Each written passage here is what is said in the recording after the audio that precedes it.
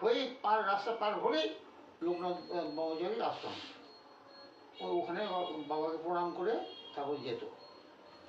মা যা বলেছিল আর কি, বাবা পুলিশের চাকরি ঘুষ খেতে হয়, তাহলে খাবি খাবি দান করে দিবি, খাবি না কেন খাবি, পুলিশের চাকরি যারা দিতে আসে ঘুষ তাদের বড় লোক, ওদের নিবি গরিবদের মিলিয়ে দিবি। সেটাও ভালো। হ্যাঁ তাই করতো, সেটাও ভালো, গরিবদের বিলিয়ে দেবে তাতে ভালো। 5 বিঘে গরিবদের বিলিয়ে দিয়ে দেখছি গরিব হয়ে যায়।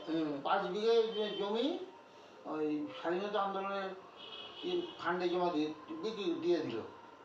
আর 5 বিঘে জমি দিয়েছে রায়বাবুর বাড়ি, রায় পরিবার, আমরা তো আমিও তো, উনিও আগেকার দিনে